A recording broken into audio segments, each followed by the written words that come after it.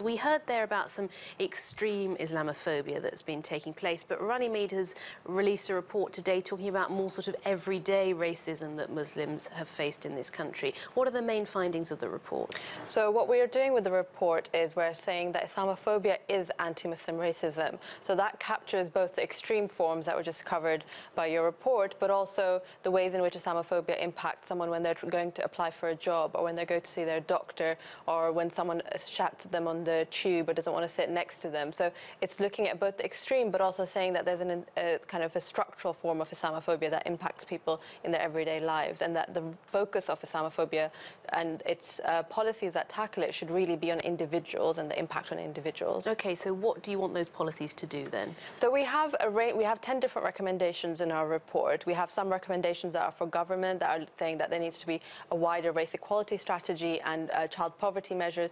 Over 50% of Pakistani and Bangladeshi children live in child poverty, so there's issues around that. We have specific recommendations on, say, hate crime, and that local mayors and local authorities need to take more concerted effort. We have recommendations for media. We have recommendation on prevent, and that there should be a completely independent, transparent inquiry into it.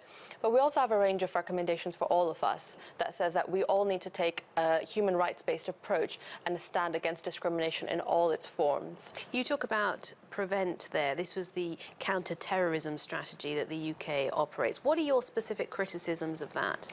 So prevent is one of 4 strands of the government's counter-terrorism strategy, and in our report we have a chapter that looks at what the impact of prevent has been on the Muslims or those perceived to be Muslims in terms of the over-representation or the disproportionate impact in terms of referrals of Muslims, with the majority of those referrals not needing to take any further action in terms of counter-terrorism measures.